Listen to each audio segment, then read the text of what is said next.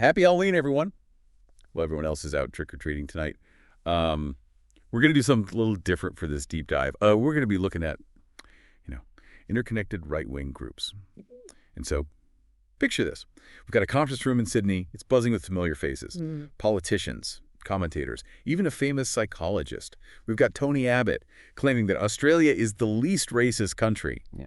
And we've got John Howard kind of opening up a little bit, talking about how he's got this trouble with multiculturalism, all pretty juicy stuff. Right. It definitely raises some questions about, the evolving landscape of conservative thought. Yeah. And what you're describing is this group called the Alliance for Responsible Citizenship, or ARC for short. And they're a relatively new organization. Their mission, as they put it, is to offer a better story for Western civilization. A better story. Okay, I'm intrigued. What's their storyline exactly? Well, they focus on 6 key areas. So there's bolstering families, promoting free enterprise, good governance, advocating for affordable energy, responsible environmental care, and kind of championing Western civilization itself. It's a pretty broad platform.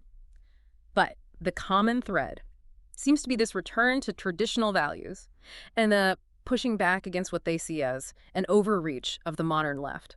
So they're not just like a think tank then. Like the Sydney conference, for example, it had like a seriously impressive guest list. Gemma Togini, Erica Commissar, Jacinta Nampi, Jimpa Price, John Howard, Jordan Peterson, Tony Abbott, and like the list goes on. Yeah, you're right. The lineup at that conference was significant. The presence of these, like really big names, like Howard and Abbott, suggests a deliberate effort to tap into existing conservative networks and to try and gain traction within the mainstream. So where did this ARC group spring from? Like, what's the origin story? Well, it seems that they emerged from this perceived crisis of Western civilization, a feeling that social institutions are declining, traditional values are being eroded, and there's a lack of, a clear and unifying narrative for the future. And they're rejecting this doom and gloom narrative and offering instead an alternative vision built on individual responsibility, traditional family structures, and strong national identity.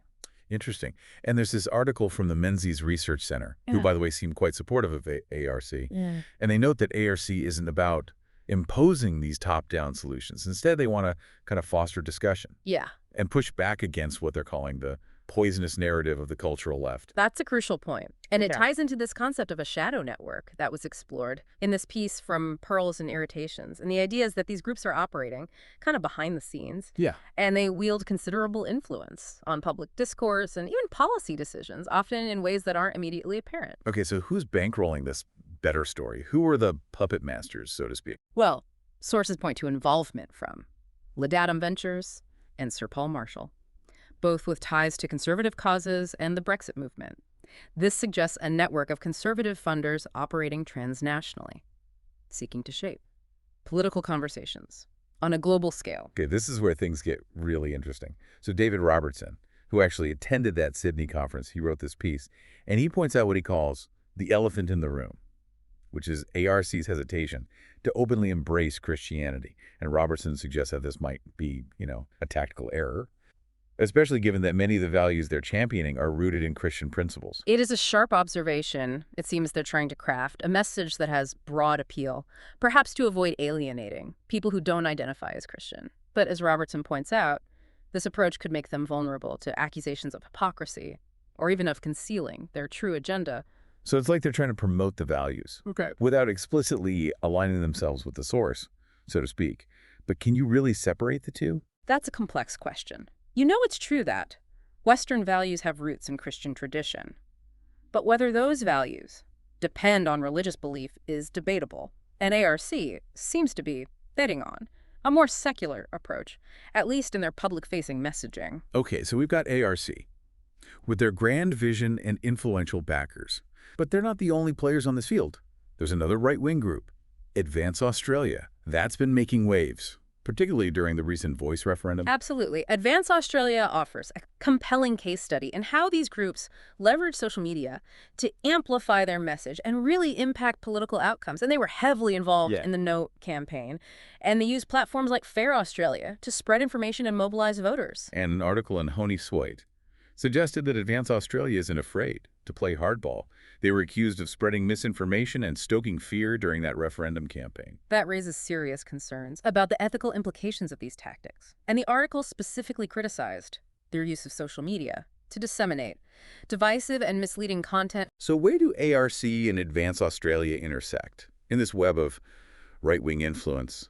Are they allies or are they competing for the same audience? Well, there's definitely some overlap. Jacinta Nempijimpa Price, who was a prominent figure in the No campaign, was actually a key speaker at that ARC conference. So this suggests at least some level of coordination, or at the very least, shared interest between the two groups. And Price's involvement with both organizations is particularly noteworthy, wouldn't you say? She was a vocal critic Uh-huh. of a voice proposal, arguing that it would divide Australians along racial lines. And her presence at that ARC conference hints that this theme of national unity and a rejection of identity politics is a key point of convergence. For these right-wing groups, Exactly. It points to a deliberate effort to build alliances and to present a united front against what they perceive as the dangers of identity politics and the erosion of traditional values. It's interesting how this theme of national unity keeps coming up. You'd think that with all this talk about crisis of Western civilization, these groups would be all doom and gloom, but they're actually presenting a more positive, hopeful vision. They're not just complaining, they're actually offering solutions. that's true. It's almost like they've tapped into a craving for meaning and belonging, especially in a world that often feels overwhelming and uncertain. And this whole responsible citizenship idea, that's clever framing, isn't it? Yeah. It implies there's a correct way to be a citizen, a set of values and actions that contribute to a healthy society. Absolutely. It's a way to promote those traditional values without sounding preachy or judgmental. It taps into this sense of duty and responsibility that transcends political leanings. I mean, who doesn't want to be a responsible citizen? Right. But then the question becomes, who gets to define what responsible citizenship actually looks like? That's where things get a little tricky, don't you think? Whose values are we prioritizing here? That's the million-dollar question. And it's one that ARC has been criticized for, not addressing clearly enough. Some critics argue that their idea of responsible citizenship is built on a very specific set of values, a set that might not be so inclusive. Like their emphasis on traditional family structures. That could easily be interpreted as excluding same-sex couples or single parents. Exactly. And their focus on Western civilization raises questions about how they view other cultures and their place in this better story. Are they suggesting that Western values are superior, or are they simply arguing for a renewed appreciation of Western heritage? It seems like they're walking this tightrope between inclusivity and exclusivity, wanting to appeal to a broad audience while also promoting a specific set of values that won't resonate with everyone. That tension is likely to persist as these movements grow and try to expand their reach. It'll be fascinating to see how they handle these challenges and whether they can articulate a vision that feels both inspiring and inclusive. Okay, so let's shift gears for a minute and talk strategy. How are these groups actually working to achieve their goals? Social media seems to be a key battleground. Without a doubt, Advance Australia's tactics during the Voice referendum are a prime example of how social media can be used to sway public opinion. They created multiple platforms, each with a slightly different message, but all with the goal of undermining support for the Voice proposal. And as we mentioned before, they were accused of spreading misinformation and using fear tactics, provocative imagery, strong language. It all played into anxieties around racial division and constitutional change. It was undeniably effective, even if it was controversial. It definitely raises questions about the ethics of campaigning in the digital age. How do we ensure that information is accurate and voters are making informed decisions, not just reacting to emotional appeals or misleading content? That's a tough one. Yeah. Social media has given these groups a powerful tool to bypass traditional media and speak directly to a massive audience. And as we've seen, it can be used for good or for bad. It's up to us as citizens to be discerning consumers of information and to hold these groups accountable for how they use these platforms. You're absolutely right. We need to develop those media literacy skills to critically evaluate information online and recognize when someone's trying to manipulate our opinions or emotions. Yeah, beyond social media, these groups are engaging in more traditional forms of political influence as well. Right. Cultivating relations with politicians, funding think tanks, organizing conferences like the one we've been discussing. Yes. And while those activities might be less visible, than their social media campaigns. They could be even more impactful over time. Mm-hmm. By building relationships with those in power, they can directly influence policy decisions and shape the political agenda. And it's not just about lobbying for specific policies, is it? It's about shifting the entire conversation, framing issues in a way Yeah. that aligns with their worldview, like ARC's emphasis on affordable energy. That's a way to push back against climate change policies that they see as harmful to economic growth. Exactly. They're reframing the debate, shifting the focus away from environmental concerns towards economic ones. It's a subtle but powerful way to influence public opinion and undercut support for climate action. And this isn't just happening in Australia. We're seeing right-wing groups around the world use these same tactics Yeah. to undermine support for social welfare programs, public education, even democracy itself. The narrative they're pushing is that government is the problem, not the solution, and individual freedom is best served by limiting the role of the state. It's a message that resonates, especially during times of economic instability or social unrest. When people are looking for someone to blame, these groups offer up a simple, if often simplistic, explanation. It's the fault of the elites, the liberals, the globalists, whoever their chosen scapegoat might be. Right. By tapping into those anxieties and grievances, they're able to build a following, a sense of solidarity among those who feel Yeah. forgotten or betrayed by the current system. And that's what makes these groups so effective. They're not just focused on winning elections. They're building a movement, a community of people who share their values and their vision for the future. So the big question is, what are the potential consequences of this rightward shift? What happens if these groups succeed in their mission to, as they say, save Western civilization? That's a question that has sparked a lot of debate. Some people worry that it could lead to a more authoritarian society, one that's less tolerant, where individual rights are sacrificed in the name of national unity or traditional values. Others believe it could actually revitalize democracy, a return to fundamental principles with a renewed focus on individual responsibility and civic virtue. So there's potential for both positive and negative outcomes. It really depends on how these movements evolve and how they use their growing influence. Exactly, and that's why it's so crucial to stay informed, to understand the forces at work, and to engage in thoughtful discussions about the kind of future we want to create. Okay, so we talked about ARC, Advance Australia, their goals, their tactics, but what about the ideas fueling this whole movement? It feels like there's like a deeper philosophical layer here. You're right. There are some influential thinkers that are shaping this better story narrative. And one name that keeps coming up is Jordan Peterson, who draws heavily on Jungian psychology and religious archetypes. And his work really resonates with people who are seeking meaning and purpose in a world that can feel increasingly secular and materialistic. That makes sense, given the undercurrent of Christian values we've already discussed. But it's not just about personal spirituality, is it? Not entirely. Another key figure is Neil Ferguson, who's a historian, who emphasizes Western civilization's accomplishments while warning of its potential decline. And he links this to themes of cultural confidence, economic strength, and military power. He argues that the West needs to rediscover its sense of purpose and actively defend its values against external threats. So it's not just about individual responsibility and traditional values.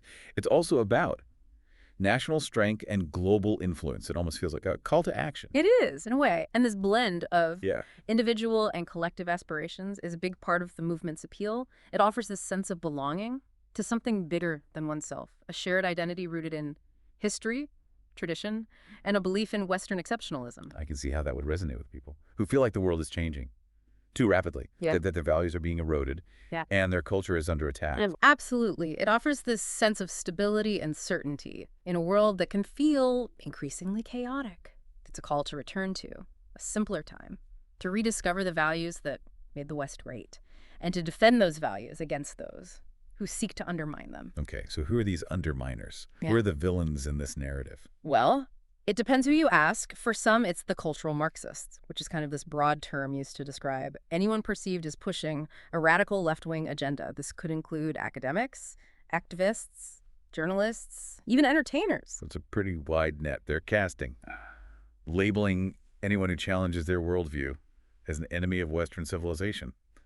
That seems a little dangerous. It can be. This kind of rhetoric can create a climate of fear and suspicion, leading to intolerance and even violence against those seen as different or threatening to the established order. And we've seen examples of that, haven't we? The rise of right-wing extremism, fueled by online echo chambers and inflammatory rhetoric, is a worrying trend in many parts of the world. You're absolutely right. It's a stark reminder that words have power, and ideas can have real-world consequences we need to be mindful of, the language we use, and the narratives we promote.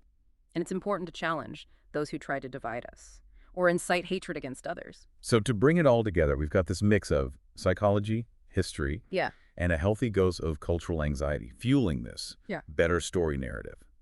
But how do these ideas translate into action? What do we see on the ground? Well, we're seeing it play out in a number of ways. Politically, there's a push for more conservative policies, from stricter immigration controls to cuts in social welfare programs. Culturally, there's a backlash against what's seen as excessive political correctness, a renewed emphasis on traditional gender roles, and a defense of Western values against perceived threats, from multiculturalism or globalization. So it's a multi-pronged approach targeting both the political and cultural landscapes? Exactly. It's about shaping the entire environment, from laws and institutions to attitudes and beliefs. And in some parts of the world, it's proving to be quite effective.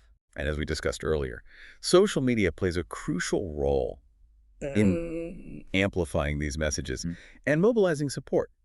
These groups are using digital platforms strategically, creating compelling content, building online communities, and bypassing traditional media gatekeepers. They've really mastered the art of using these platforms to shape the narrative, set the agenda, and mobilize voters in a way that wasn't possible just a few years ago. It's a complete game changer in terms of political influence. So what does this all mean for us? What should we be taking away from this deep dive? I think the key takeaway is this. We're living in a time of immense change. Long-held assumptions about politics, culture, even truth are being challenged. And these right-wing groups, with their better story narratives, are offering a vision for the future. It's one that many find compelling, even if it's controversial. Exactly, and we can't just dismiss them as extremists or ignore what they're saying. We need to understand why their message resonates with so many people and be prepared to offer alternative visions for the future that are both inspiring and inclusive. So it's about having those difficult conversations, finding ways to bridge the divides that separate us,